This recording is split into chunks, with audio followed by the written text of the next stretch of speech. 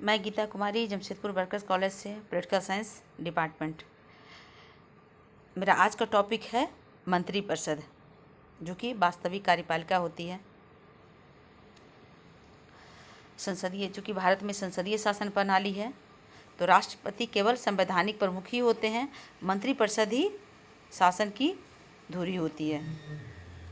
मंत्रिपरिषद की रचना यानी आर्टिकल 74 में कहा गया है कि राष्ट्रपति की सहायता के लिए, उनको परामर्श देने के लिए एक मंत्रिपरिषद होगी, जिसका प्रधानमंत्री होगा।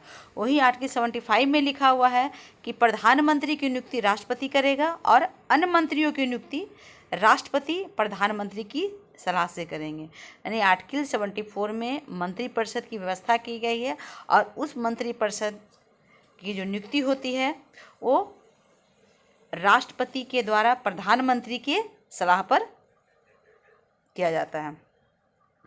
मंत्रिपरिषद राष्ट्रपति के प्रसाद पर्यंत अपने पद पर रहते हैं, लेकिन ये सिर्फ संवैधानिक उपबंध ही है या फिर कोई औपचारिक उपबंध है। मंत्रिपरिषद अपने पद पर तब तक बने रहते हैं जब तक उन्हें प्रधानमंत्री का विश्वास प्राप्त है और स्वयं प्रधानमंत्री को लोकसभा का विश्वास प्राप्त है। मंत्रिपरिषद को 3 भागों में विभाजित किया गया है। 3 तरह के मंत्री होते हैं मंत्रिपरिषद में। पहला, कैबिनेट मिनिस्टर, इसको मंत्रिमंडल कहते हैं। कैबिनेट मिनिस्टर हो गया, जो कि उच्च स्तर के होते हैं, यानी प्रथम श्रेणी के मंत्री कैबिनेट मंत्री कहलाते हैं। इनको स्वतंत्र विभाग दिया जाता है।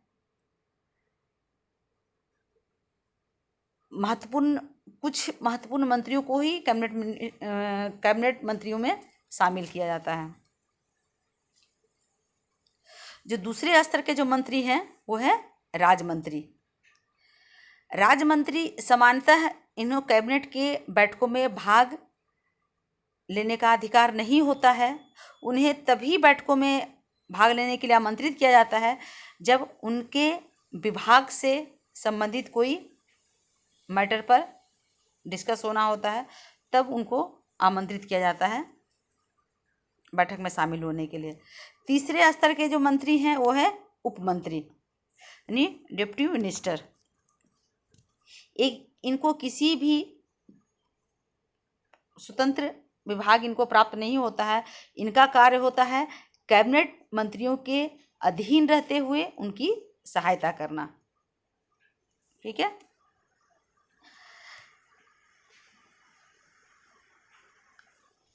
अनुच्छेद 91 में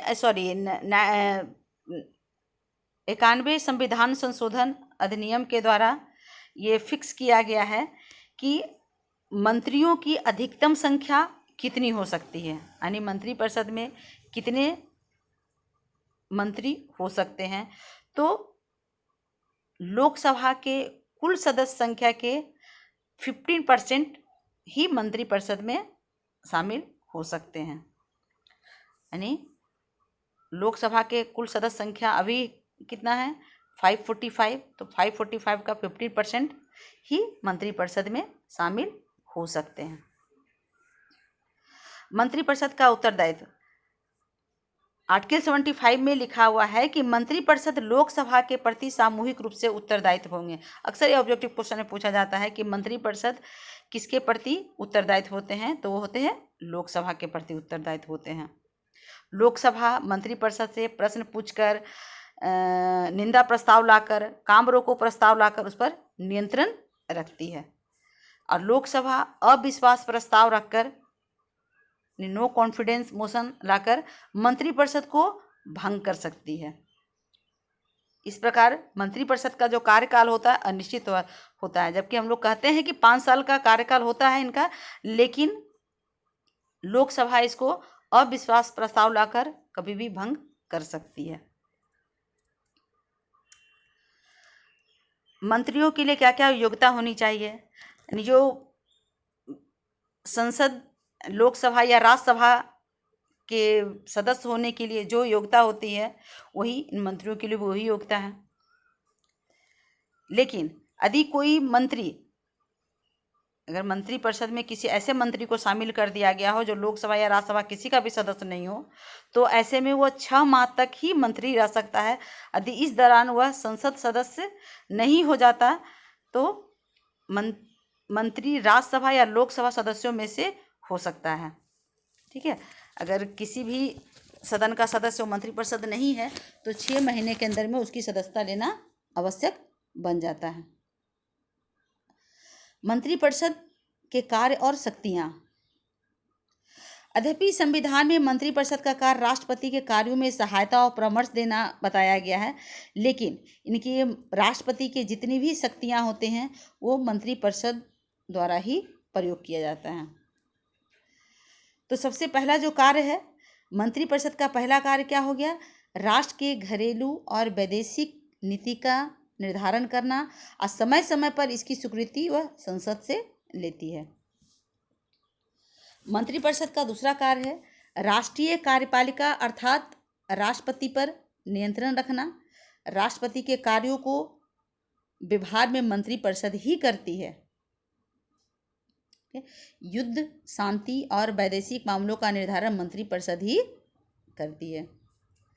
नेक्स्ट है विधि निर्माण का कार्य यद्यपि संसद का है, परंतु भारत में वास्तव में विधि निर्माण मंत्रिपरिषद के द्वारा ही होता है, क्योंकि मंत्रियों द्वारा रखे गए विधेयकों को संसद स्वीकार करती है। नेक्स्ट है मंत्रिपरिषद देश का वार्षिक बजट तैयार करती है और संसद में उसे पारित कराती है। जितने भी महत्वपूर्ण पद हैं, जितने भी संवैधानिक पद हैं, संविधान के अनुसार तो राष्ट्रपति ऐसे नियुक्ति करते हैं, लेकिन वास्तविकता में वो मंत्रिपरिषद के सलाह पर ही नियुक्त करते हैं। जितने भी सर्वोच्च न्यायालय के न्यायाधीश हुए, राज्यपाल, राजदूत, चुनाव आयुक्त, अटॉर्नी जनरल, जितने भी मंत्रिपरिषद के सलाह पर ही नियुक्त किए जाते हैं। समय समय पर संविधान में संशोधन भी मंत्रिपरिषद की पहल पर ही होते हैं। राष्ट्रपति जो भी आपातकालीन शक्तियां प्रयोग करते हैं वो मंत्रिपरिषद के कहने पर ही करते हैं। राष्ट्रपति के क्षमादान व विभिन्न सेवाओं के लिए उच्च पदक प्रदान करने के अधिकार का उपयोग भी मंत्रिपरिषद ही करती है। इस तरह से हम देखते हैं तो हमें लगता है कि वह तानाशाह जैसी स्थिति में, परंतु ऐसा सही नहीं है। मंत्रिपरिषद प्रत्येक अच्छे बुरे कार्य को नहीं कर सकती, क्योंकि उसके कार्यों का निरंतर आलोचना होती रहती है। चूँकि हमारा देश लोकतंत्र है तो कहीं न कहीं उसे भी डर है कि अगले चुनाव में हम लोग हार सकते हैं, इसलिए वह तानाशाह की स्थिति, उसे जनमत की इच्छा को महत्वपूर्ण स्थान देना होता है। उसे अविश्वास प्रस्ताव या आगामी चुनाव में हार जाने का डर हमेशा लगा रहता है, इसीलिए वह कोई भी कार्य करती है तो सोच समझ कर ही करती है। ओके।